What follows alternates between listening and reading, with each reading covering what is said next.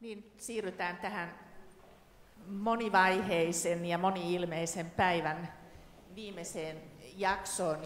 Ja meillä on todella täällä keskustelussa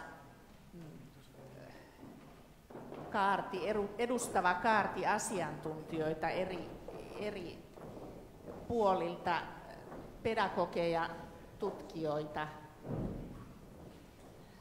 ja koulutusalan ammattilaisia, ja aiheena tosiaan tässä uudistuva koulutus kohti hybridisiä ammatteja. Ja tässä kun nämä meidän keskustelijat järjestäytyy, niin annan teille, arvoisa seminaariyleisö, niin tehtäväksi miettiä myöskin sitten heille oikein neulan teräviä ja haastavia kysymyksiä tästä aiheesta, kunhan se aika koittaa. Eli ne on sovittu sillä tavalla, että tässä ensin käydään semmoinen lyhyt kierros, jossa jokainen esittelee itsensä ja ottaa hieman kantaa tähän keskustelun teemaan, kehittyvä koulutus kohti hybridisiä ammatteja, tai jollain muulla lailla tähän meidän seminaarin aiheisiin. Ja sen jälkeen siirrytään sitten yleisökysymyksiin ja semmoiseen yhteiseen keskusteluun, jota yritän tässä sitten vähän johdatella. Eli mistä aloitetaan? Aloitetaanko sieltä tästä reunasta? Ja Pirjo Kujamäki, tulosaluejohtaja Savon koulutuskuntayhtymä, ole hyvä. Päivää kaikille. Tulen tosiaan Savon koulutuskuntayhtymästä, joka on yksi suurimmista koulutuksen järjestäjistä, moniammatillinen koulutusorganisaatio. Meillä on semmoinen 8000 opiskelijaa vuosittain ja toimimme 5 paikkakunnalla. Ammatillisessa koulutuksessa on menossa reformi, joka uudistaa ammatillista koulutusta kokonaisuudessaan. Uudistetaan lait, uudistetaan ohjaus, uudistetaan tutkintorakenne, järjestäjärakenne ja rahoituspohja. Nythän meillä on rahoitus vähentynyt koko ajan ja sen myötä on jouduttu miettimään sitten uudenlaisia tapoja järjestää koulutusta. Yhtenä tärkeimpänä asiana on se, että entistä enemmän järjestetään niin, että oppiminen tapahtuu työpaikoilla siellä oppilaitoksessa tapahtuvan koulutuksen lisäksi. Ja tietysti nyt kun näitä tutkintoja uudistetaan, niin tärkeä teema siinä on se, että miten tutkinnot vastaavat työelämän tarpeisiin. Ja uudistamisessa on, kun on tullut tämä osaamisperusteisuus, niin on myöskin se, että mitenkä tutkinnon osista koostuva tutkinto muotoutuu niin, että siellä on tällaisesti vapaasti valittavia osia, joita sitten voidaan hyödyntää niin, että tutkinnot on joustavia ja vastaavat työelämän tarpeisiin. Ja nyt tässä tutkinnon kehittämistyössä on tällä hetkellä myös työelämä hyvin tiiviisti mukana. Tämä ehkä se, mikä on niin kuin rakenteellisesti nyt menossa ammatillisessa koulutuksessa, ja se tietysti antaa mahdollisuudet nyt sitten meidän tehdä vaikka minkälaisia rakenteita. Ja kyllä me ainakin nähdään täällä Savon koulutuskuntayhtymässä, että tämä on erinomainen tilanne nyt uudistaa ammatillista koulutusta kaiken kaikkiaan. Hyvää iltapäivää kaikille. Olen Salla Seppänen ja koulutusvastuujohtajana Savonia ammattikorkeakoulussa ja semmoisella koulutusvastuualueella, johon kuuluu sosiaali- ja terveysala, luonnonvara-ala ja kulttuuriala. Eli semmoiset alat, jotka tähän ihmisen elämään ja arkeen todellakin vaikuttavat, koska ilman ruokaa ei voi olla ja myöskin se sielun kulttuuri tai henkinen kulttuuri tulee täällä meidän koulutusvastuualueella. Ja myöskin se, että terveys varmaan meille kaikille on tärkeä asia ja sitä kohti pyrimme. Savonia ammattikorkeakoulu sinänsä on erittäin monialainen ammattikorkeakoulu siinä, missä meidän toisen asteen koulutuskin täällä. Ja oikeastaan jatkasin tuosta, mihin Virjo jäit, että puhutaan nyt näistä rakenteellisista kehittämisestä ja siten, miten koulutusta pitäisi nivelvaiheessa viedä eteenpäin ja katsoa joustavia opintopolkuja ja elinikäistä oppimista. Ja tämä on minusta semmoinen iso haaste tulevaisuudessa, että miten me tehdään oikeasti ne polut joustavaksi miten voi jo siellä toisella asteella opiskella niitä ammattikorkeakoulun opintoja ja suhteessa taas ammattikorkeakoulusta, miten joustava se opiskelu on sitten siirtyessä yliopistoon. Ja tuossa aamulla olin toisessa tilaisuudessa, jossa Lapin yliopistosta kuulin, että Lapissa on nyt lähdössä käyntiin matkailualalta tämmöinen kokeilu, jossa on nämä 3 koulutusastetta yhdessä ja he opiskelevat yhdessä ja ristii opintoja. Että olisiko tämä hyvinvointiala meillä täällä semmoinen, johon me voitaisiin lähteä tämmöisiä uudenlaisia osaamisen mallia rakentamaan? Minä olen Annukka Knuuttila ja minun päätyöni on varhaisiän musiikkikasvatus Kuopion konservatoriossa. Koska minulla on jo pitkä työura takana, niin silloin tietysti jaetaan jo tietoa nuoremmille ja näin ollen sitten opetan myös joitakin kursseja tuolla Sibelius Akatemian puolella ja ammatillisella toisella asteella ja tuolla Savonian puolella. Eli teen aivan kenttätyötä, pedagogista perustyötä lasten kanssa ja sitten opetan myös nuoria aikuisia.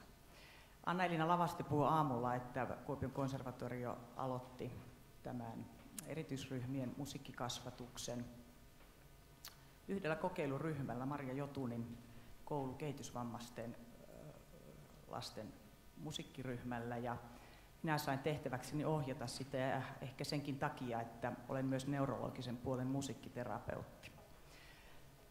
Enää en ole vuosiin tehnyt musiikkiterapiatyötä, koska jossakin vaiheessa minua alkoi kiinnostaa se, että meidän musiikki- ja tanssipedagogiikka, jota musiikkioppilaitoksessa annetaan, sehän on myös hyvin kuntouttavaa ja varsinkin jos neurologisen musiikkiterapian näkökulmasta ruvetaan analysoimaan musiikki- ja tanssipedagogiikkaa, niin silloin soiton ja tanssin ja laulun harrastus on hyvinkin kuntouttavaa. Aikuisopetuksessa olen nähnyt sen, että nimenomaan kun se opiskelu yhdistetään työelämän kanssa, työelämän tutustumisen ja ollaan tiivissä yhteistyössä työelämän kanssa, se tuottaa tulosta. Joo, mä oon Timo Lakka, lääketieteellisen fysiologian professori Itä-Suomen yliopistosta. Vastaan fysiologian opetuksesta eri aloille Itä-Suomen yliopistossa ja tähän muuttuviin työnkuviin, niin siihen mulla on paljon semmoisia ajatuksia. Ehkä tässä nyt yksi tärkeä on se, että ennen ajateltiin vielä 10 vuotta sitten, ajateltiin, että on tärkeää saada, ja vielä nykyäänkin on hyvä saada tämmöisten tiettyjen suppeiden erikoisalojen osaajia. Se on hieno asia ja sairaaloissa tarvitaan tämmöisiä ihmisiä. Mutta kun se työelämä ei ole kuitenkaan sitä semmoista pelkästään jonkun pienen toimenpiteen tekemistä, vaan siinä pitää olla yhteistyössä muiden alojen ihmisten kanssa, niin kyllä mä korostasin koulutuksessa monipuolisuutta. Psykiatria esimerkiksi voisi olla yksi esimerkki, että missä tehdään paljon, vaikka lastenpsykiatria, tehdään töitä lasten kanssa. Lääketieteellistä osaamista on paljon, mutta Eevan johtamassa hankkeessa on tuotu musiikkia sinne psykiatrian käytännön työhön, taide mukaan sinne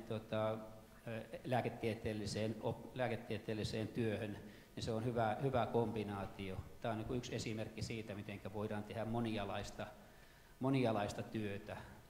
Pitäisi pyrkiä työelämässä siihen, että olisi sitä monialaista osaamista ihmisillä. Ja sitten esimerkiksi liikunta-ala on sellainen, että ei liikunta-alan asiantuntija ei voi yksinään tehdä liikuntaan liittyvää työtä. Hän tarvitsee myös ravitsemusosaamista. Ja esimerkiksi Jyväskylän yliopisto on ollut meihin yhteydessä, että meillä on ravitsemustieteen koulutusta.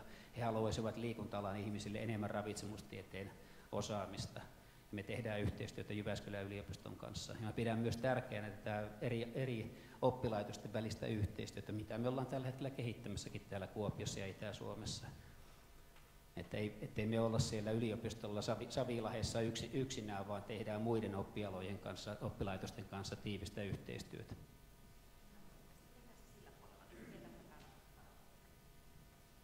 Hyvää iltapäivää. Mä oon Anne Vaajoki, kliinisen hoitotyön asiantuntijan tehtävissä Kuopion yliopistollisessa sairaalassa. Ja Minä tarkastelen ehkä nyt terveysalan koulutuksen näkökulmasta tätä asiaa ja tietysti tämän musiikin kautta, kun se on lähellä sydäntä, niin näkisin, että koulutuksen, en ehkä ihan uusia koulutuksia lähtisi kehittämään, mutta koulutuksen sisältöjä ja nimenomaan tätä monialaisuutta ja hyödynnettäisiin laajemmin jo opiskeluaikana sitä ihmisten omaa osaamista, niin musiikin kuin liikunnan kuin kaiken muunkin mukaan, että ei lokeroida asioita liikaa ja tehdään sitä yhteistyötä. Hyvää iltapäivää. Minun nimi on Kai Lehikoinen. Mä tulen Taideyliopiston teatterikorkeakoulusta, toimin siellä esittävien taiteiden yliopiston lehtorina esittävien taiteiden tutkimuskeskuksessa ja sitten toimin myöskin tällaisen Arts Equal-nimisen tutkimushankkeen varajohtajana. Ja meillä taideyliopistohan on muodostunut 3 akatemiasta, Kuvataideakatemiasta, Sibeliusakatemiasta ja teatterikorkeakoulusta. Ja meillä painopisteenä on taiteilijoiden ja taidepedagogien kouluttaminen tulevaisuuden Suomen tarpeisiin ja myöskin kansainvälisille työmarkkinoille. Ja ehkä tämä keskeisin ajatus, mikä meillä tällä hetkellä pohdituttaa, on taiteilijoiden ja taidepedagogien työnkuvan laajeneminen ja miten se ulottuu toisaalta tuonne hyvinvointipuolelle, toisaalta työelämän organisaatioihin ja innovaatioiden kehittämiseen. Ja pohditaan sitä, että minkälaista erityisosaamista siinä tarvitaan sen taiteellisen ydinosaamisen lisäksi. Tästä me ollaan pilotoitu viime vuonna 2014-2015 tällainen erikoistumisohjelma taiteilijakehittäjäksi, josta valmistui 15 jo maisteritutkinnon suorittanutta tai ammattikorkeakoulututkinnon suorittanutta taiteilijaa eri aloilta, kuvataiteilijoita, tanssijoita, näyttelijöitä, ohjaaja, dramaturgi, performanssitaiteilija, äänisuunnittelija. Ja tarkoituksena on nyt sitten 2017 saada tämä sitten uudeksi uuden yliopistolain mukaisen erikoistumiskoulutuksen tyyppiseksi 60 opintopisteen kokonaisuudeksi. Hyvää iltaa. Olen Tiina Jortikka, teen työtä Kuopion konservatoriossa. Olen alun perin ihan vain lauluopettaja, mutta sitten on työnkuva muuttunut opinto-ohjaajan työksi ja edelleen minulla niitä lauluoppilaitakin on, mutta työnkuva on tosiaan aika laaja. Olen tässä hankkeessa ollut kaikki nämä 4 vuotta mukana ja tehnyt erityisryhmien kanssa töitä. Ja nyt viimeisin oikeastaan tärkeää, miksi ehkä tässä istun tässä joukossa tänään, on se, että ollaan tuon Knuttilan Annukan kanssa aloitettu Kuopion konservatorion ammatillisella toisella asteella yhteisömuusikko-koulutus, joka on tällainen valinnainen 15 osaamispisteen opintojakso siellä muusikon perustutkinnon osana. Just tätä valinnaisuutta, mitä säkin puhuit siellä ammattitutkinnon sisällä. Ja mun näkemys, tämä liittyy tähän voimakkaasti, mitä edellä Kai Lehikoinen jo mainitsi, että miten se taiteilija pärjää niissä tulevaisuuden työtehtävissä. Ja siinä vaiheessa, kun tänäkin on tässä kuultu, että moni meidän pedagogeista, jotka täällä on esitellyt näitä musapajoja, niin on kertonut, että haasteita on ollut ja tilanteet on yllättänyt. Niin yllätti minutkin silloin 4 vuotta sitten, kun tuonne Alavan sairaalakoulun Julkulan yksikköön nuorten kouluun menin ensimmäistä kertaa sitä musapajaa pitämään niiden huppupäisten itseään viiltelevien nuorten sekaan. Ja kokemus oli aika raju tälle lauluopettajalle. Mutta tosiasiassa mä näin sen tilanteen niin, että sit kun meiltä esimerkiksi valmistuu muusikoita ja Kuopion kaupunki pari vuotta sitten esimerkiksi haki yhteisötaiteilijaa nimenomaan musiikkialalta, että tuonne sairaalamiljöiseen työskentelemään taiteilijaa, ja mä rupesin miettimään, että kellekäs meille valmistuvalle muusikolle mä nyt suosittelisin tätä, että haepas tonne. tälle opinto-ohjaajalle, että haepas tuota työtä nyt, kun sä valmistut muusikoksi. Mä mietin, että kenelle mä oikeasti voin, kellä on sitä ammattiosaamista, mitä siellä työssä tarvitaan.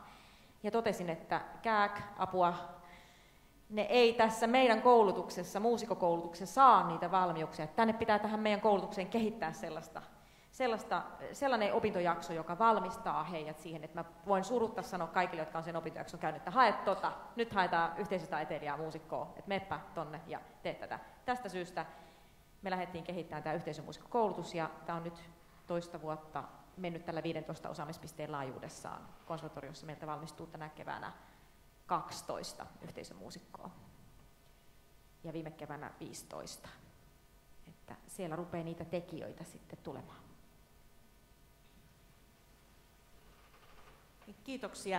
Kiitoksia tästä ensimmäisestä kierroksesta, ja oikeastaan ehkä nappaisin itse kiinni tuossa siitä asiasta, että meidän yhteiskuntahan, on varmaan kaikki tunnistettu se, että meillä on aikamoinen murros ja muutos nyt käynnissä niin monellakin tavalla ja monilla niin kuin yhteiskunnan eri osa-alueilla. Ja tuo sote-uudistus, joka on valtavan iso juttu, niin se on niin kuin yksi osa sitä, josta äsken kuultiin. Ja aina kun yhteiskunnassa tapahtuu murros, niin se on myös työelämän murros. Ja aina kun työelämässä tapahtuu murros, niin se on myöskin koulutuksen niin kuin murros, tai tavallaan asettaa koulutuksen ja koulutuksen järjestäjät uudenlaisiin haasteisiin. Meillähän on nyt tavattoman kovat haasteet niin kuin monellakin tavalla sekä ammatillisen koulutuksen että korkeakoulutuksen osalta niin käynnissä. Ja niissä muutosten myllerryksissä niin meidän pitäisi nähdä riittävän pitkälle tulevaisuuteen, että mihin ollaan menossa ja mitkä ne työelämän tarpeet tulee olemaan, miten koulutusta pitäisi kehittää. Ja tosiasiahan on, että koulutuksen kehittäminen on aina jäljessä. Eli me ei koskaan ehditä niin kuin kärkeen, vaan tavallaan sit me reagoidaan niihin muutoksiin, jotka on jo tapahtumassa. Mä luulen, että tälle ei niin kuin oikeastaan voi mitään, ja se osittain johtuu myöskin siitä, että koulutus on niin pitkäkestoista asiaa, että jos me muutetaan koulutusta nyt, niin se tulos näkyy aikaisintaan 5 vuoden päästä työelämässä tai 10, että ne prosessit on niin hitaita. Niin tässä ajattelin sitä, että me on siis tunnistettu nyt tämä muutos ja tämä työelämän muutos ja koulutuksen kehittämistarve, ja nyt meidän pitäisi päästä tästä eteenpäin. Tässä kuultiin monta puheenvuoroa siitä, miten koulutusta on jo lähdetty kehittämään. Siinä on niin kuin useita mahdollisuuksia, eli yksi vaihtoehto on niin kuin nykyisten tutkintojen sisälle kehittää uudenlaisia sisältöjä, ja siitä kuulin tässä useammankin teistä puhuvan. Toinen paljon isompi asia on, tai ehkä jollain lailla niin kuin askel vielä eteenpäin, on niin kuin ihan oikeasti uudet ammatit ja uudet tutkinnot. Ja niiden niin kuin se tulevaisuuden näky, että minkälaisia ammatteja, minkälaisia tutkintoja siellä tarvitaan. Tässä näissä meidän hankkeissa ja tässä hyvinvointivoimalla kuviossa niin on leijunut tämä hybridiset ammattikuvat-termi niin kuin koko ajan, eli se monialainen osaaminen, jota voitaisiin niin kuin yhdistää, ja se on eri niin kuin aloilla aika erilainen se näkökulma, ja oli aika hauska tuosta Timo Lakan puheenvuorosta tunnistaa se koulutuksen ikuinen niin kuin dilemma, joka on musiikkialalla siis hirveän voimakas, että koulutetaanko niin kuin spesialisteja, siis niitä huipputaiteilijoita, vai koulutetaanko moniosaajia, vai pitäisikö kouluttaa kaikkia tätä, ja miten sitten niin kuin koulutusta rakennetaan. Eli saatteko tästä kiinni, voitte vapaasti alkaa keskustella myöskin keskenänne, ja tässä vaiheessa heittäkää yleisöstä kysymyksiä, nostakaa kättä, niin mä yritän jakaa puheenvuoron. Ole hyvä, esittele myöskin itse. Täältä tulee mikki.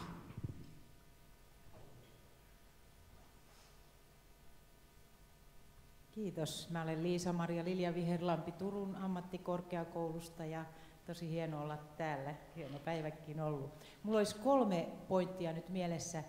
Inspiroi tämä aloitus tässä kovin ja sitten mulla olisi ihan konkreettinen kysymys mahdollisesti kaikille paneelissa olijoille tai sitten jollekulle, joka kokee erityistä kutsumusta vastata. Mutta mä haluaisin ihan ensin tuohon pallon tarttua, mitä sä äsken sanoit, että koulutus usein tulee hitaasti perässä, mutta sittenhän meillä on erityisesti nyt ammattikorkeakoulusektorilla mainio ketterä instrumentti just näissä hankkeissa, niin kuin nyt täällä tämäkin hanke, joka hyvin ketterästi on ja valppaasti kiinni siinä, mitä ajassa on ja on lähtenyt niin kuin siitä tekee sitä kehittämistoimintaa, josta sitten jatkumona koulutukset ottavat kopin ja myöskin alan työelämä edelleen. Tämä on mun mielestä niin kuin tärkeää nähdä tämä jatkumo ja systeemi. Ja siihen liittyy myöskin tämä, että on nyt olennaisen tärkeää, että me Suomen kuvioissakin piirretään näkyville tätä valtakunnallista koko kuvaa ja karttaa,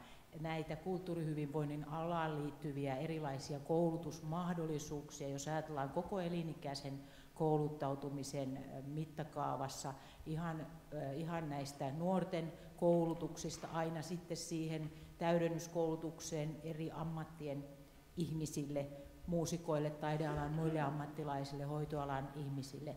Eli koko tämä koulutuskenttä on hyvä piirtää näkyviin ja koordinoida ja varmasti ollaan itse kukin siinä osallisena. Mutta sitten mä kysyisin ihan tämmöistä, mua kiinnostaa nyt kovasti tämä monialaisuus ja moniammatillisuus, osaaminen, joka täällä on hyvin tullut esille. Eli me tarvitaan tätä monialaisuutta, me tarvitaan sitä, että tehdään moniammatillista yhteistyötä. Mutta miten te tunnistaisitte, mitä näette, että on tämän moniammatillisuusosaamisen tärkeimpiä kompetensseja tänä päivänä? Eli se, että minkälaista osaamista meidän pitää kouluttaa, jotta nämä tulevaisuuden työelämän tekijät ja muuttajat pystyy tekemään moniammatillista yhteistyötä. Mitä elementtejä tästä tunnistatte ja haluatte kertoa? Kuka vaan tai kaikki? Kuka ottaa kopiin?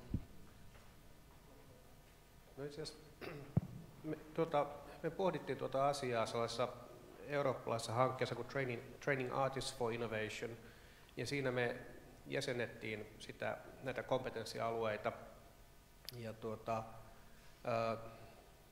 siellä niin kuin oikeastaan sen oman ydinalueen ulkopuolelle sijoittuu nimenomaan nämä uudet muodot, näiden uusien muotojen ja jos ajatellaan taiteen soveltavan käytön muodot ja mahdollisuudet, niiden eri kontekstien ymmärtäminen. Siitä ehkä pitää lähteä. Ja sitten erityyppiset vuorovaikutus- ja pedagogiset taidot, yhtenä keskeisenä fasilitointitaidot, tutkimukselliset taidot kasvavassa määrin, koska usein näissä uusissa konteksteissa tarvitaan jonkin tyyppistä tutkimuksellista osaamista, kykyä analysoida aineistoja, kerätä aineistoja ja näin poispäin.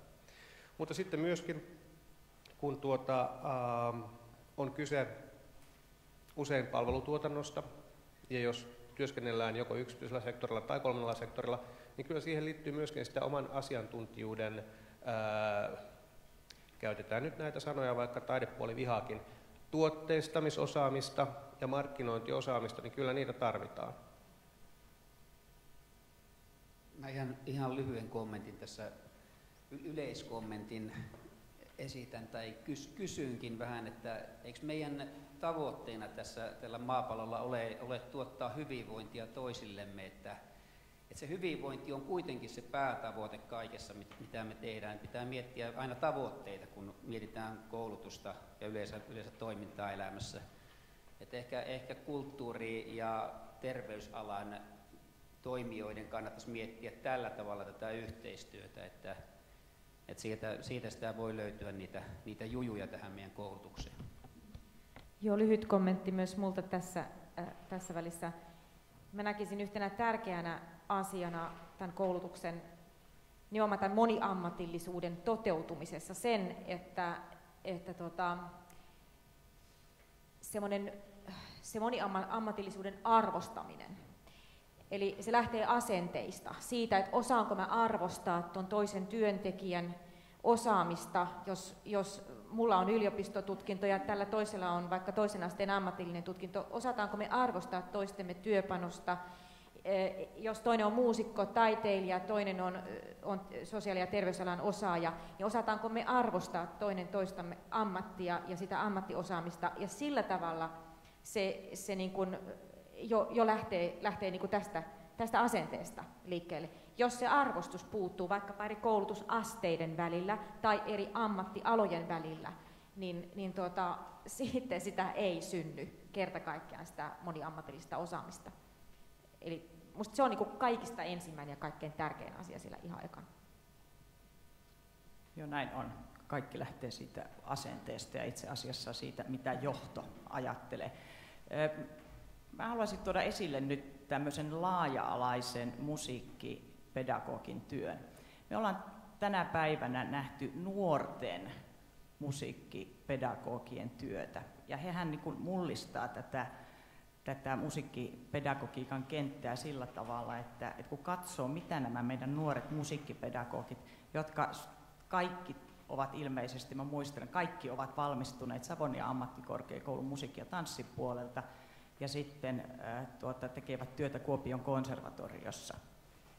Et heillä on jo sitä osaamista, tulevaisuuden osaamista, jota he ovat saaneet siellä omassa koulutuksessaan, ja koska kuitenkaan koulutuksessa ei pysty vielä ihan valmiiksi tulemaan, niin sitten tuolla konservatoriossa, kun he työskentelee, niin he ovat näiden hankkeiden ja tämän erilaisen osaamisen kautta päässeet tähän moniammatilliseen yhteistyöhön.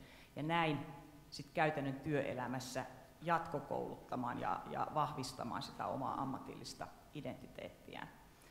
Mutta mä sanoisin, että täällä tässä Kuopion musiikkikeskuksessa, että täällä on jo aika paljon tehty. Että sanoisin, että me ei olla kyllä nyt ainakaan meidän koulutukset jäljessä. Siinä mielessä olen Anna-Elinan kanssa vähän eri mieltä. Nyt mä vastasin jo vähän Savoniankin puolesta. Joo, ei se mitään. Olen samaa mieltä, että paljon olemme tehneet. Tietysti nämä puitteet tässä, jossa tätä yhteistyötä aidosti samassa ympäristössä tehdään eri koulutusasteilta mahdollistaa sen. Mutta itse asiassa itse mietin tuota hybridiammattien nimikettä, että pitäisikö meidän loppujen lopuksi puhua enemmänkin siitä hybridiosaamisesta. Varmaan ammattinimikeviidakkoa me ei tarvita yhtään enää lisää. Ja sitten se työelämä ja sen tarve niin kuin osoittaa sen, että minkälaista osaamista tarvitaan. Mä heitän nyt tässä aika niin kuin, jo sanoisinko hurjan vision. Käyks niin, että meillä ei formaalista koulutusjärjestelmää tämmöisenään enää tulevaisuudessa olekaan?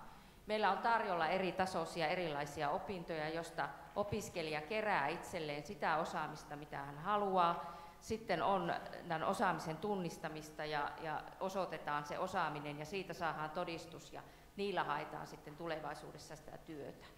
Että varmaan tässä myös näissä koulutusrakenteissa tulee tapahtumaan muutoksia, koska nyt jo yritetään näitä liukumia saada eri koulutusasteiden välille, että ei olla niin jäykästi niissä formaalissa rakenteissa, mitkä me on aikanaan tänne, voisi sanoa, että ainakin 100 vuotta sitten tehty.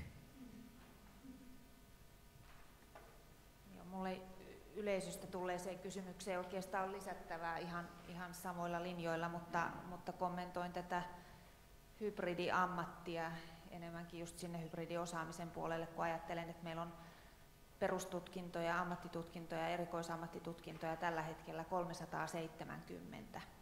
Niin mä vähän epäilen, että meillä ei ole hirveästi tarvetta lisätä uusia tutkintoja, vaan pikemminkin meillä on nyt se työ menossa, että me karsitaan sitä tutkintojen määrää ja mietitään, miten ne tutkinnot joustaviksi tehdään niin, että ei ainakaan lisätä. Että toki sitten uusia tutkintoja, ihan uusia aloja voi tulla, mutta että se ei varmaan ole se lähtökohta, että lähdetään kehittämään mahdollisimman paljon uusia tutkintoja.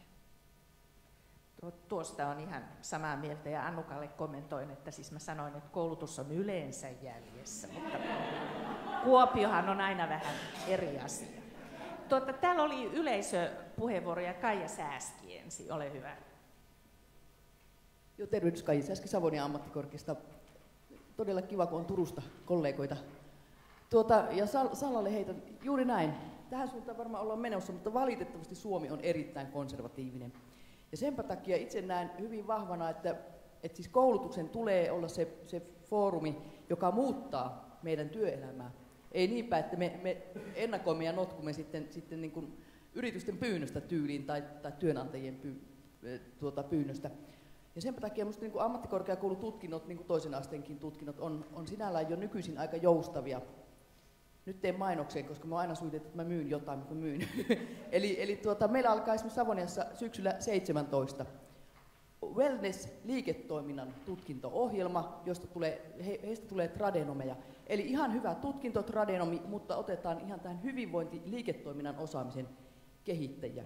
Koska nyt kun kuulin täältä, mitä taideyliopistosta tulee kommentteja, mitä osaamista tarvitaan näillä hybridiammattilaisilla, kuulkaa, ne on niitä liiketalouden taitoja. Ja senpä takia juuri tämä, että me voimme nykyistenkin tutkintojen sisällä tehdä todella monipuolista yhteistyötä, se vaatii vaan juuri tätä eri kollegoiden arvostamista, yhteistyötä eri organisaatioiden rajojen yli. Ja siinähän me ollaan ihan hölmöjä, jos me ei, niin kuin, ihan savolainen sana, hölmöjä, jos emme niin kuin, että jäämme odottamaan, että joku pyytää. Opetus- ja kulttuuriministeriö ei tule koskaan pyytämään. Meidän pitää itse asiassa antaa heille ne vinkit. Eli tuotteista sitä omaa osaamista niin, että sille on kysyntä. Ja sitten minä pyydän seuraavaan paneeliin, nyt ei ollut varmaan mahdollisuutta tähän, mutta sitten tarvitaan myös ammattiliittojen edustajat. Jotta kun meille tulee moniosaavampia nuoria ja aikuisia työmarkkinoille, sitä on myös arvostettava. Sitä on arvostettava myös niin kuin palkallisesti, mutta myös sitten siinä ammattiuraputkessa. Koska minua aina harmittaisi, että veikkaan, että meidän sairaaloissa, meidän sairaanhoitajat, jotka käy vaikka ylemmän tutkinnon meidän koulutuksessa, hoitotyön koulutuksessa, niin se palkkanauha, tilipussi ei siellä paljon kuulkaa kasva, vaan lisätään työvuoroja. Eli täytyy myös tehdä hyvinvointia sinne työelämään, näille varsinkin terveydenhuollon organisaatioihin. Kiitoksia. Juuso Happonen. Joo, kiitos. Mä oon muusikko, yhteisöpedagogiksi valmistuva ja myöskin pedagogi. Teille, jotka olette koulutusyksiköissä päättämässä tulevaisuuden opetussuunnitelmista, oletteko jo alkaneet aktiivisesti avaamaan kursseja tai opintokokonaisuuksia toisten koulutuslaitosten opiskelijoille?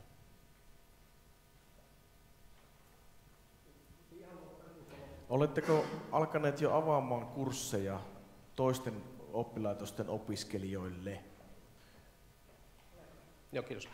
Tässä oli parikin kysymystä tai kommenttia. Lähdetään nyt tästä ensimmäistä. Jotkut meidän kursseista on avoimia ja sitten erityisesti meidän avoimen yliopiston kautta tarjottavat kurssit, jotka liittyy perustutkinnon sisältöihin, niin nehän on kaikille avoimia. Eli sitä kautta on mahdollisuus opiskella. Tuohon liiketoimintaosaamiseen se oli hyvä pointti nostaa esiin. Taidealoilla meillä on tällainen mitoitushaaste. Se taiteen substanssin osaaminen tai opettelu sinänsä jo on erittäin haasteellista ja se vie paljon aikaa.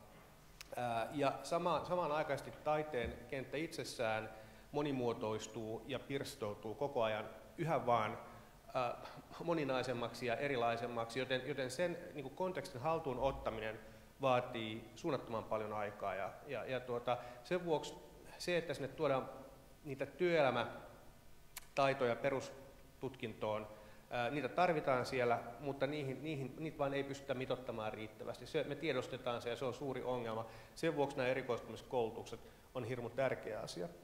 Mutta näistä työelämätaidoistakaan ei ole hyötyä niin kauan kuin taideaineiden opiskelijat, taiteilijaopiskelijat eivät ole valmiita haastamaan omaa ajatteluaan liittyen moderniin taiteilijakäsitykseen. Meillä on suurena taakkana se, että meillä on muutaman sadan vuoden aikainen tällainen taiteilijakäsitys ja taidekäsitys, jota ei olla valmiita tarkastelemaan uusiksi ja kysymään, että miten se vastaa 2020-luvun haasteisiin. Ja tämä on sellainen asia, mikä pitää nostaa pöydälle. Tästä pitää keskustella intohimottomasti ja asiallisesti. Joo, tuo oli hyvä puheenvuoro. Mä siihen vaan nopeasti kommentoin, että mitä varten taiteilija tekee työtään, että tekeekö hän, soittaako hän itselleen, tanssiiko hän itselleen vai tanssiiko hän muille. Että se on niin mun mielestä tärkeä pointti, että taidealoilla on niin kuin tärkeää myös miettiä sitä, että kuka se yleisö on siellä ja kuka sitten, ketkä ne muut työntekijät siinä yhteisössä. Tuohon ihan nopea repliikki vaan se, että vapaan taiteen näkökulmasta taiteilija tekee työtä taiteelle, taiteilija ei tee työtä yleisölle. Okay. Mutta kuten sanottu, se on tietyn aikakauden diskurssia ja sitä ollaan haastamassa. Joo, Savonian ammattikorkeakoulun puolesta sanon, että olemme avanneet opintoja. Esimerkiksi toisen asteen opiskelijoita on meillä avoimen opiskelijoina ja nyt olemme suunnittelemassa tuonne fysioterapiakoulutukseen niin, että siellä kuntoutuksen puolen toisen asteen opiskelijat opiskelee jo 15 pistettä ammattikorkeakoulun opintoja, mikäli he niin haluavat. Eli tällainen kokeilu on käynnistymässä. Ja sen lisäksi me on vielä tehty satelliittikoulutuksia, me on viety meidän koulutuksia sellaisille alueille, missä ei ole esimerkiksi jotakin bioanalytiikkaa tai röntgenhoitajakoulutusta, niin Kaakkois-Suomessa koulutetaan. Että aika laajasti me on tätä koulutusvastuuta otettu niiltä alueilta tai niissä tutkinnoissa, mitkä meillä on. Et siinä mielessä kyllä, mutta aina on kehittämisen varaa ja aina on meillä lisää mahdollisuuksia vielä lähteä rakentamaan näitä erilaisia yhdistelmiä. Tätä vaihdantataloutta mä nimenomaan tarkoitin. Kaikki tietää avoimen yliopisto ja avoimet korkeakoulut, mutta se, kun teidän opiskelijat tarvii muiden alojen opintoja ja muut tarvii teidän alojen opintoja, niin tätä tarkoitin. Joo, tähän ehkä haluaisin sanoa, kun sä toit nämä erikoistumiskoulutukset loistavana mahdollisuutena, niin täydennyskouluttaa, sehän on jo tutkinnon hankkineille ihmisille olevassa mahdollista, mutta kyllä siinä yksi pieni mielenkiintoinen juttu nyt on näissä erikoistumiskoulutuksissakin, koska ammattikorkeakoulu voi tarjota sitä erikoistumiskoulutusta vain niille tutkinnon suorittaneille, mitä tutkintoja heillä siellä on. Eli tietysti me monialaisena voimme tarjota hyvinkin monelle eri ammattialoille, mutta ei sitten niille, joita ei Savonian ammattikorkeakoulussa ole perustutkintoa suorittamassa. Kommentoin vielä lyhyesti, että kyllä ammatillisen koulutuksen, siis perusopetuksen puolella myös sitä avoimuutta, että meillä on, kun puhutaan avoimesta korkeakoulusta ja ammattikorkeakoulusta, niin myös avoin ammattiopisto on tätä päivää, että non-stop hakeutumista, kesälukukauden hyödyntämistä ja sillä tavalla näitä.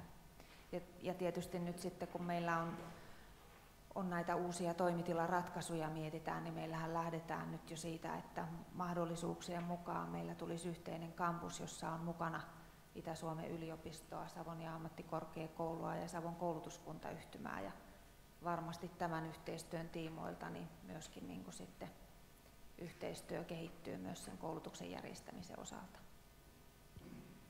Kiitoksia näistä vastauksista. Ja nyt täällä oli pyydettyjä puheenvuoroja Eeva Mäkinen ja Sirkka Sinkkonen, mutta halusitteko? Voisin vielä ihan nopeasti vastata näihin mahdollisuuksiin opiskella esimerkiksi meidän yliopistossa niin tulla muista oppilaitoksista opiskelemaan, niin meillähän on tiettyjä opintoja, jotka on auki. Meillä on vapaasti valittavia opintoja, joihin esimerkiksi Aalto-yliopiston opiskelijat voi tulla ja sitten päinvastoin meiltä voidaan mennä Aalto-yliopistoon. Se, mikä taidealoilla on hiukan haasteellista, on, että monta kertaa se vaatii sen jo niin kuin korkean lähtötason, eli sinne ei voi tulla ihan niin kuin, sanotaan, taidesisältöjen opiskeluun, jos on esimerkiksi instrumenttiopiskelua tai vaikka tanssin opiskelua, niin sinne ei voi tulla kadulta, vaan siellä on niin kuin pitkään harrastuneisuutta taustalla. Ja tässä on taas sitten tämä taiteen perusopetuksen sauma mun mielestä, niin kuin, tai se rooli on siinä kohtaa. Mutta Eeva, ole hyvä, sulla oli puheenvuoropyyntö. Joo, kiitos. En tiedä, istuultaan vai seisaltaan puoliksi. Ehkä sellainen kysymys ja vähän niin kuin ajatuskin, että mä hirveästi tykkäsin tuosta, kun Kai toit esille tätä modernia taiteilijakäsitystä, ja sehän koskee meitä kouluttajia todella paljon. Ja sitten mä niin kuin viittaisin tässä omassa, on sitten kysymys tai puheenvuoro, niin kuin Jorma Penttisenkin osaamisalueeseen, että kysehän on myös tästä sosiaali- ja terveysalojen uudistuksesta ja siitä, että mitkä on kuntien tehtävät ja mitkä on sitten näiden sote-alueiden tehtävät. Eli meidänhän täytyy kouluttaa ihmisiä siihen työelämään, mikä meillä on. Et kun me keskustellaan, niin tähän väkisin tulee mukaan myös tämä rakenneuudistus. Ja siitä tulee sitten, mitä Kaija äsken puhuit tästä liiketalousosaamisesta ja me puhutaan siitä, kuinka yhä enemmän ostetaan näitä palveluja, täytyy olla sitä tilaaja-tuottaja-osaamista. Eli tavallaan niin kuin, tämä on aika iso paketti, mistä me puhutaan. Että me kyllä äkkiä koulutettaisiin vaikka tämmöisiä erityisosaajia aika paljon, mutta niiden pitää myös työllistyä. Tämä on se, mitä mä niin kuin jäin miettimään. Ja sitten mä niin kuin jäin miettimään Voimalan roolia, jos sitä saan tässä kysyä. Että voiko Voimalan rooli olla jatkossakin sen tyyppinen, mitä se nyt on tehnyt, että me ollaan yhdessä tehty erilaisia kokeiluja. Onko se luonteeltaan laboratorio, että kaikkien ei tarvitse tehdä aina omaa hanketta tehdäkseen saman asian kokeillakseen siinä moniammatillisessa yhteistyössä, vaan pannaanko me tässä voimavarat yhteen ja tehdään tässä labrassa kaikkien yhteiseksi hyväksi. Taas päädyn siihen samaan, että yhdessä olemme enemmän. Siinä on ehkä kysymyksiä sisässä. Haluatteko kommentoida, Eeva? No ihan pikkusen tuossa mietin sitä, että olisiko nämä avoimet opintoväylät semmoinen mahdollisuus tehdä kokeiluja, jos niin kuin avoin yliopisto esimerkiksi tai vastaavat, että siellä voisi tulla jotain tämmöisiä uusia opintokokonaisuuksia, joissa sitten me tehtäisiin yhteistyötä.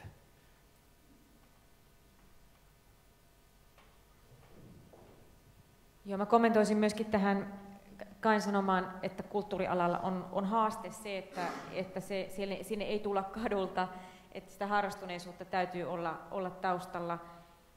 Joskus mä näen ongelmana sen, että sitä harrastuneisuutta vaaditaan myös vähän liikaa. Eli tavallaan ei osata arvostaa sitä esimerkiksi taiteellisen harrastuneisuuden jo vähääkin osaamista, jota voidaan jo hyödyntää. Esimerkiksi siellä omassa ammatissa, vaikkapa hoitoalalla, mä oon niin työparityöskentelyn kautta nähnyt sitä, että ihminen, joka ei ole ikinä soittanut yhtään mitään, ei ole laulanut ja pitää itseänsä täysin epämusikaalisena, niin tiedättekö sen 10 viikon jälkeen, kun me on tehty yhdessä töitä, niin se pitää sen musapajan itekseen, kun mä olin sairaana. Niin tää on niinku sellaista, että se nollatasosta lähteminen on mahdollista myöskin, että ei tarvi olla ihan niinku.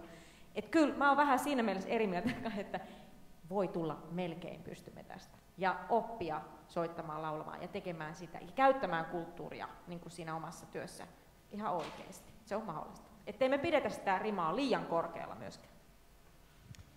No niin. Mä kerron seuraavan täältä yleisön. Hauskan esimerkin vaan, että kun rima ei ole liian korkealla. Mä olin muutama viikko sitten Kuopiossa vierailemassa, katsomassa yhtä vanhaa tätiä tuolla Harjulan yhdellä osastolla ja sunnuntai-päivää, niin kuin tiedätte, aika seisoo. Yhtäkkiä alkoi kuulua kissan polkka. Kaikki varmasti tässäkin salissa osaa sen kissan polkan. Ja mietit, että kukaan siellä on, että nyt ei kyllä kukaan niistä potilaista ole soittamassa. Nuori hoitaja kävi lurauttamassa pianolla kissan polkan ja pani kaiken oman musiikillisen osaamisensa peliin, ja se virkisti kummasti juuri siinä hetkessä. Seuraava yleisöpuheenvuoro, Sirkka Sinkkonen, ole hyvä. Anteeksi, että istun.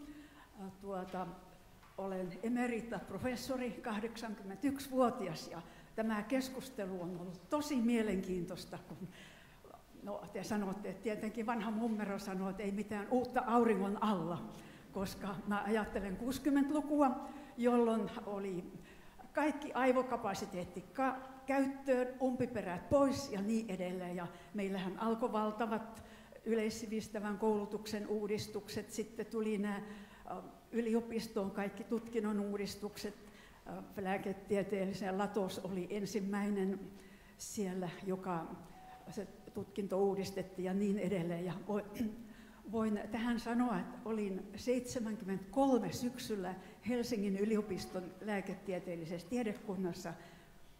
Opetin ensimmäisen vuoden lääketieteen opiskelijoille sosiologia, koska tuli ne uudet psykologia, sosiologia ja niin edelleen.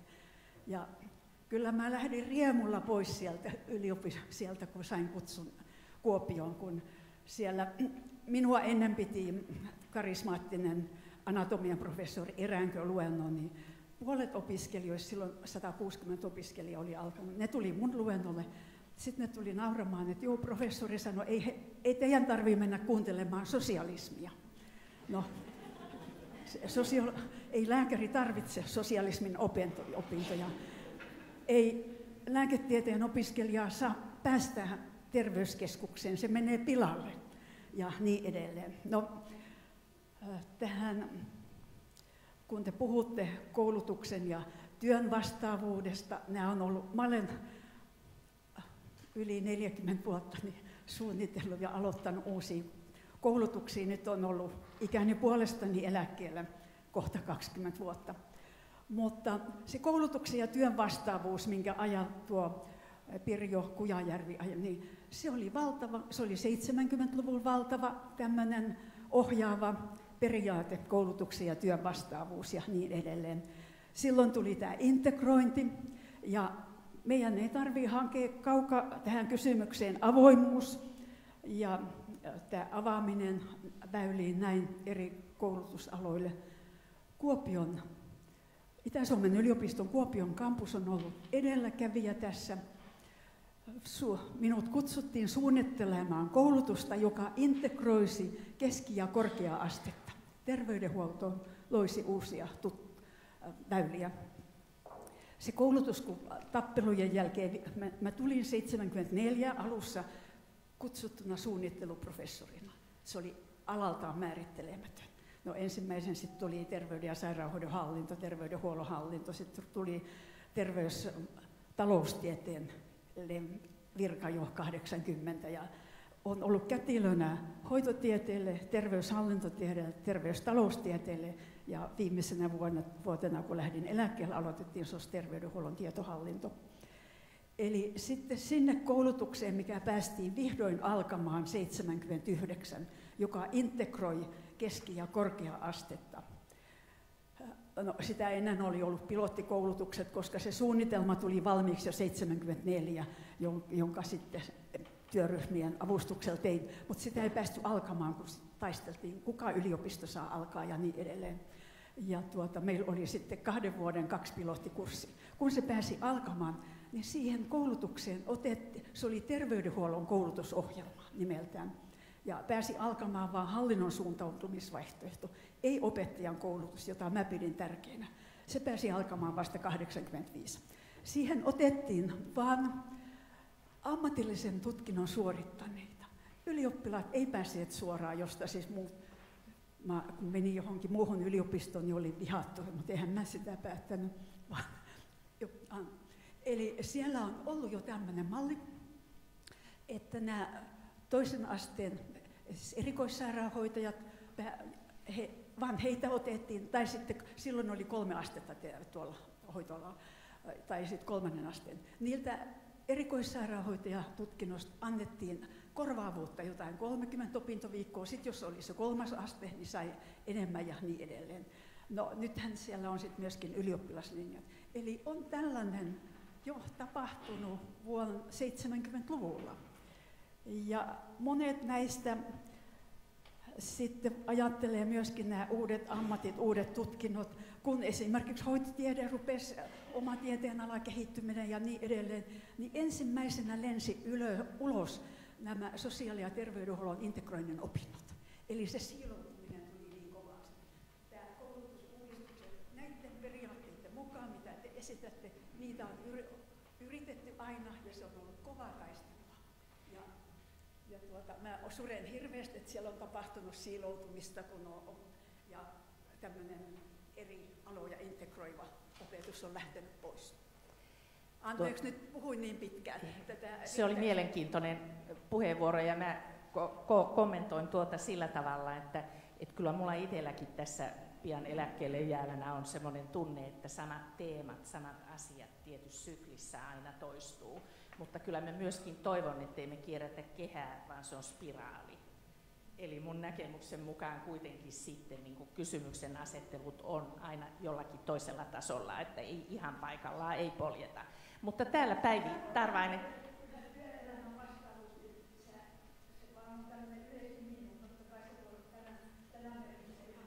Juuri näin, kyllä, joo. Mutta Päivi Tarvainen, Puranen, meillä rupeaa kohta aika tässä käymään vähin, niin otetaan tämä yksi yleisöpuheenvuoro.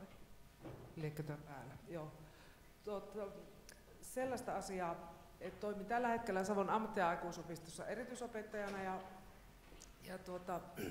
olen myös kuvataideopettaja ja edustan myös sellaista ammattikuntaa kuin mielisairaanhoitaja, jota enää ei ole olemassa tällä nimikkeellä, mutta jäin miettimään, että Salla Seppäsen kanssa lähden marssimaan milloin hyvänsä sitä, että pannaan kaikki uusiksi, koska minä olen jotenkin kauhulla seurannut sitä keskustelua, että tutkinnot pitäisi suorittaa aika putkessa ja mahdollisimman nopeasti, niin ainakin itsellä niin kuin se monialaisuus ja semmoinen näkemys niin vaatii kypsyttelyä, se vaatii työssäoloa välillä ja se ei niin kuin avaudu hetkessä. Niin se kysymys olikin, että mitä te ajattelette tästä yleisestä keskustelusta, että ensimmäistä kertaa koulutukseen hakeneet on etusijalla ja tutkinto pitäisi saada mahdollisimman nopeasti. Niin, tämä on tietysti mielenkiintoinen kysymys sinänsä. Toisaalta niin toivoo, että nuoret saisivat sen yhden tutkinnon suoritettua nyt vielä, kun sitä tutkintoa arvostetaan sillä lailla, niin kuin todettiin tässä, että me ollaan kuitenkin vielä sellaisessa ympäristössä, jossa se tutkinnon merkitys on tärkeä. Mutta totta on, että se on aika haastavaa miettiä sitten, että olisi hirveän hyvä, että siinä välillä voi tehdä töitä ja sitten se opintopolku on sellainen, että sä voit mennä eteenpäin siinä erilaisessa tahdissa. Ja kyllähän niitä joustavia opintopolkuja nyt tehdään, sitä me yhteistyössä oppilaitosten kanssa tehdään, että sitä joustavuutta. Ja sitten toisaalta kun ajatellaan, minkälaiseksi ammatillinen koulutus nyt kehittyy, että meidänkin oppilaitoksessa on tavoitteena se, että 50% oppimisesta tapahtuu työpaikoilla 2017 alkavissa koulutuksissa. Ja silloin se työelämäyhteistyö tulee jo niin kuin sitä kautta ja tavallaan se työssä oppiminen niin hyvin merkittävästi mukaan tähän, että ei enää ole niin se, että opiskellaan ja tehdään töitä niin kuin erillisenä, vaan se on sitä yhdessä tekemistä.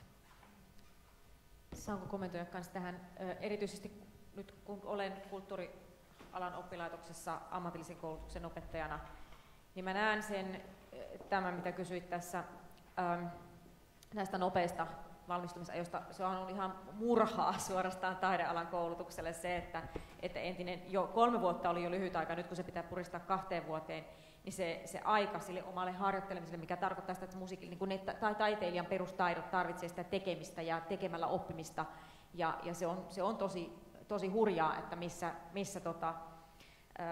vauhdissa pitäisi saada niin kuin tosi korkeata tasoa ja laatua harjoiteltua, kun yksinkertaisesti niin kuin minuuteista on kysymys, että montako minuuttia ja tuntia pystyt harjoittelemaan. Mutta toisaalta tässä on myöskin sitten näissä juuri tämä laaja-alaisuus ja laaja-alainen osaaminen, niin mä näen sen myöskin niin kuin taidealan sisällä tällaisena, niin kuin, tämmöisenä esimerkiksi ihan tavallaan siellä jo perusopetuksen, taiteenalan perusopetuksen niin kuin ongelmana, että meillä on taiteen tavallaan sellainen niin kuin tähtäin siellä jo liikaa siinä, että osataan sitä yhtä soitinta esimerkiksi soittaa tosi pitkälle ja taitavasti.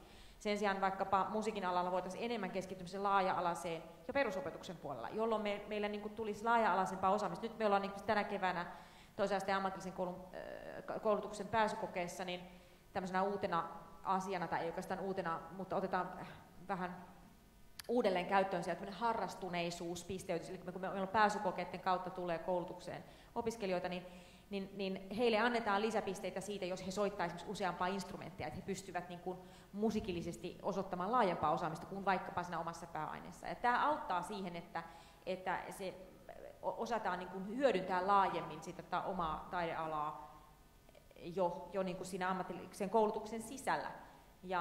Ja myöskin se vaatii niin kuin koulutuksen järjestäjiltä ja koulutuksen opettajilta niin kuin uudenlaista näkemystä, uudenlaista heittäytymistä siinä omassa työssä siihen oppilaiden kouluttamiseen, siihen ammatilliseen koulutukseen, että meillä on valmiuksia opettaa niitä opiskelijoita ajatellen, mitä se heidän työelämänsä oikeasti on. Me monella on ihan erilainen mielikuva 10-15 vuotta, 20 vuotta taaksepäin omassa koulutuksesta, mihin mä oon valmistunut, niin ei silloin ollut työkenttä samalla niin kuin tänä päivänä.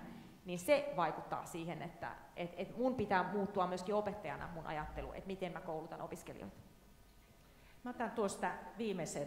Joo, siis tuohon mun piti vaan tuohon Tiinan juttuun lisätä vielä se, että olisiko se esimerkiksi mahdollista silleen, kun sitä harrastuneisuutta mietitään pääsykokeissa, niin esimerkiksi vaikka nyt mitä tuolta tulee vastaan paljon, kun konsalla tehdään tutkintoja ja muuta, niin sitä esimerkiksi vaikka graafisen suunnittelun osaamista siihen lisäksi, että jos sä osaat vaikka käyttää fotaria ja tehdä julisteita tai flyereita tai jotain tämmöistä, niin voisiko sitä miettiä myöskin lisänä siihen harrastuneisuuteen? Mä kyllä ainakin lähden heti nappaan kiinni ja vien eteenpäin. Toistaiseksi me ollaan keskitytty esimerkiksi musiikkiteknologian osaamiseen, säveltämiseen ja instrumenttiosaamisen laaja-alaisuuteen. Kyllä, joo. No niin, mutta nyt sitten, jos teillä on meidän arvoisat panelistit jotain sydämellä, niin viimeinen mahdollisuus lausua viisaita sanoja ja sitten aletaan lopetella. Mä voin tuolla äskeiseen todeta vaan sen, että me ollaan siis Taideyliopiston teatterikorkeakoulun puolella Sibelius Akatemiasta ja Kuvataideakatemiasta en nyt mene puhumaan, kun en tunne niitä niin hyvin, mutta teatterikorkeakoulun puolella meillä nyt tänä keväänä nimenomaan ollaan keskusteltu paljon sisäänotosta ja pääsykokeista ja on jopa niin kuin heitetty ilmaan hyvin radikaali ajatus siitä, että otettaisiin sisään teatterikorkeakouluun vaan esittävien taiteiden opiskelijoita, jotka kaikki aloittaa yhdessä. Tällä hetkellähän meillä niin kuin aloitetaan suoraan niin, että on näyttelijät aloittaa näyttelijän työn, ohjaajan työn, dramaturgit erikseen, tanssijat erikseen. Ja tämä nyt on keskustelun tasolla asia, josta ei olisi vielä niin kuin pari vuotta sitten voinut edes puhua. En usko, että se kovin nopeasti toteutuu, mutta kyllä se niin kuin jotain saa aikaiseksi toivottavasti. Tuosta aikaisemmasta puheenvuorosta, mikä liittyy tähän hoitoalan koulutuksiin, niin sen verran vaan sanoisin, että tämä 1800-luvulta käynnistynyt ja lähes koko 1900-luvun jatkunut oppiainerajojen puolustelu, niin sehän liittyy tällaiseen modernin ajan huoleen puhtaudesta. Sitähän se taidealojenkin rajojen puolustelu kovin on, ja näin niin kuin 2020 lähenevänä aikana, niin täältä näkökulmasta se näyttäytyy lähinnä tämmöisenä niin kuin tietyn aikakauden kulttuurisena pakkoneuroosina, sellainen niin kuin hysteerinen hygienia, ja meidän ehkä kannattaisi haastaa sellaista ajattelua pikkuhiljaa. Samoin kuin tämä keskustelu taiteen itseisarvosta, että pilaako se jollain lailla, alentaako se taiteen arvoa, että sitä voidaan käyttää monella tavalla ja ihmiset saa siitä niin kuin itsellensä hyvin monin eri tavoin. Voiko taiteilija itse määritellä sen, että sitä saa käyttää, hyödyntää tätä mun taidettani vaan yhdellä tietyllä tavalla? Kunnioittaen taiteen itseisarvoa. Mä en tiedä mitään niin höpöä keskustelua kuin tämä. Anteeksi kaikki taiteilijat. Timo Lakka, ole hyvä. Joo, ihan sattuuko olemaan opetus- ja kulttuuriministeriöstä ihmisiä täällä? Ei ole, mutta esitän sinne semmoisen ajatuksen, että enemmän kuin mietitään niitä tutkintojen määriä, niin mietitään laatua. Että nyt on esimerkiksi tohtoritutkinnot tehdään nopeammin, mutta ei niistä tule parempia, niistä tulee vähän huonompia kuin aikaisemmin. Eli ei kannata OKM painostaa yliopistoja tai muitakaan oppilaitoksia tuottamaan niitä tutkintoja, jos ei se tuota hyvää yhteiskunnalle.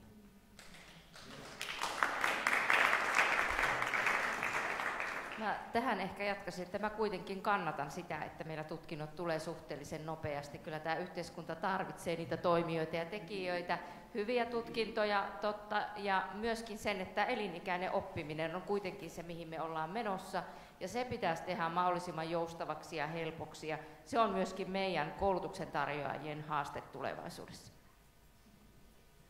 Ja tähän lisänä se, että itse tarkoitus ei saa olla se, missä ajassa suoritetaan, vaan se, että sitten myöskin se aikaisemmin oleva hankittu osaaminen niin tunnistetaan ja tunnustetaan, että pystytään sillä tavalla sitten lyhentämään näitä opiskeluaikoja.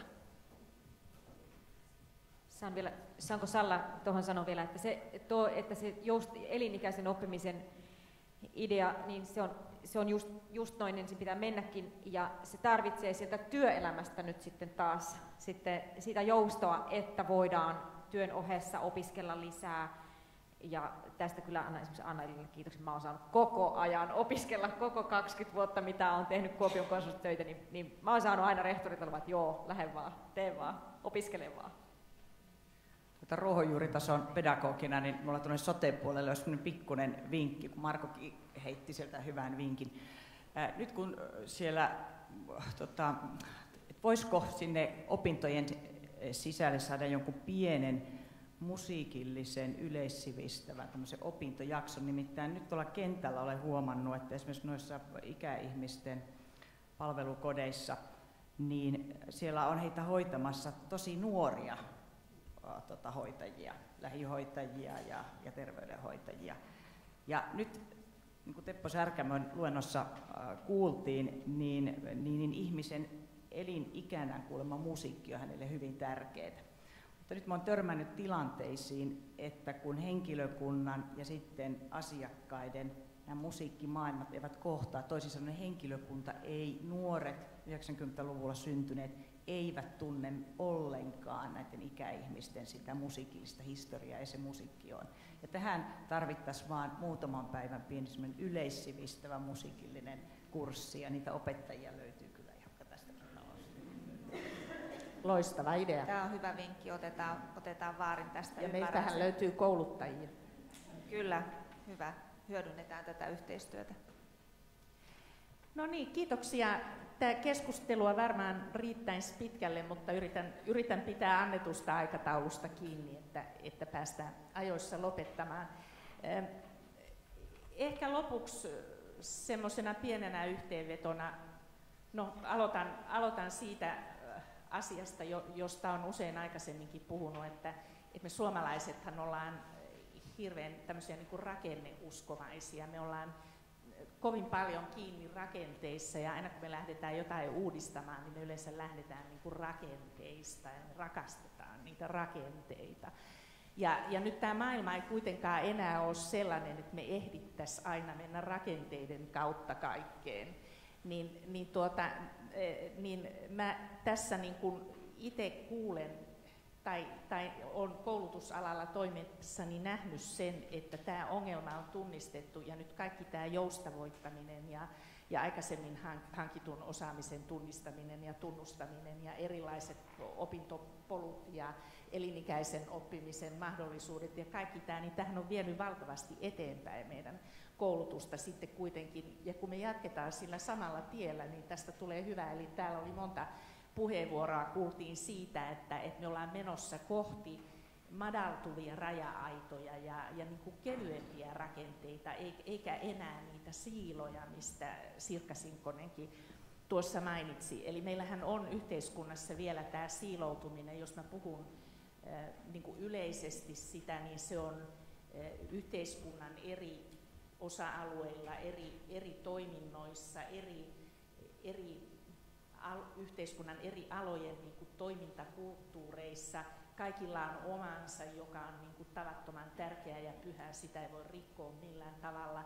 Meillä on koulutusasteiden väliset niin kuin raja-aidat, meillä on koulutusalojen väliset raja-aidat, meillä on vaikka mitä niitä siiloja.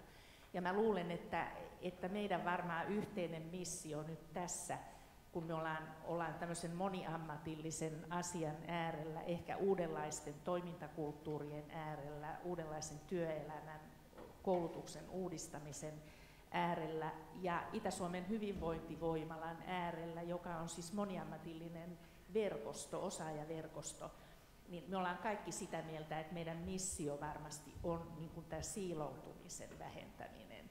Että olkoon se nyt mun yhteenvetonani semmoinen pääteema, joka tästä ehkä niin kuin nousee. Ja mä uskon, että sillä työllä me niin kuin parannetaan meidän yhteiskunnassa meidän kaikkien hyvinvointia, koska nämä liian jäykät rakenteet ja tämä niin kuin estää tapahtumasta monia sellaisia asioita, jotka olisi järkeviä ja hyviä, parantaisi ihmisten elämää. Ja myöskin olisi taloudellisesti mun mielestä niin kuin hyödyllisiä, koska ainahan me siihen rahaan sitten myöskin loppujen lopuksi päädytään. Tässä oli monta teemaa, jotka jäi ilmaan. Itse olisin halunnut puhua vähän tuosta siis taiteen perusopetuksen oppilaitoksen rehtorina myöskin siitä syvästä harrastuneisuudesta ja sen hyödyntämisestä sitten työelämässä, koska meidänkin läpi täällä Suomen suurimman musiikkioppilaitoksen läpi on mennyt tuhansia, ehkä kymmeniä tuhansia ihmisiä tämän 60 toimintavuoden, 62 vuoden aikana, joilla on hyvät taidot musiikista ja tanssista. Ja pääseekö he niitä sitten niin kuin työelämässä mitenkään hyödyntämään? Se on aika iso kysymys, koska myöskin julkisella rahalla on tätä taiteen perusopetustakin rahoitettu. Eli meillä on paljon vielä tehtävänä tämmöisiä ihan perustavaa laatuakin olevia linjauksia tässä. Mutta mun mielestä niin kuin hyvään suuntaan kuitenkin koulutuksen kohdalla mennään. Ja tämä oli antoisa mukava kuulla tätä keskustelua. Ja tässä vaiheessa, kun alan lopettaa seminaaria, niin kiitän tietysti kaikkia teitä asiantuntijoita, jotka olette ollut tässä keskustelussa mukana. Kiitän meidän luennoitsijoita ja kiitän meidän näiden pilottien esittelijöitä, eli näitä meidän hankkeessa työskennelleitä henkilöitä aivan hurmaavista pilottien esittelyistä. Siellä oli monta semmoista elämyksellistä hetkeä, ja kyllä me esimerkiksi Heli Norjan kanssa tuossa etupenkissä, niin me alettiin itkeä heti, kun oli se ensimmäisen pilotin esittely jo, että sillä laillahan siinä kävi tietenkin, niin kuin tavallisesti aina käy. Ja sitten tietysti kiitän meidän projektijohtajaa Eevaa tämän seminaarin aikaansaamisesta ja suunnittelusta ja meidän konservatorion tuottajaa Tanja Väisästä, joka on tehnyt valtavan ison työn tässä seminaarin järjestelyissä. Ja sitten mä kiitän meidän tekniikkaa, siellä on Tommi Kupiainen taas, eli ääntä ja ääntä, valoa ja muuta on saatu sieltä, eli Tanja ja Tommi siellä parvella, kiitos kovasti. Ja tietysti kiitän kaikkia teitä osanottajia, että oli ihanaa, kun tänne seminaariin tuli paljon ihmisiä, ja tämä oli intensiivinen päivä, jossa oli hyvä tunnelma alusta loppuun. Mä en varmasti, niin kuin Eeva tuossa hädissänsä alussa sanoi, että minä en varmaan muista kaikkia kiittää, niin samoin käy mulle. Mutta ihan omina loppusanoina, niin kun mä oon jäämässä eläkkeelle Kuopion konservatorion rehtorin tehtävästä, niin mä oon nähnyt tämän yksilöllistetyn opetuksen kehittämisen, tämän musiikin erityispedagogiikan juonteen tässä omassa työssäni yhtenä punaisena lankana, joka on johtanut siihen, että meillä on inklusiivinen musiikkioppilaitos tällä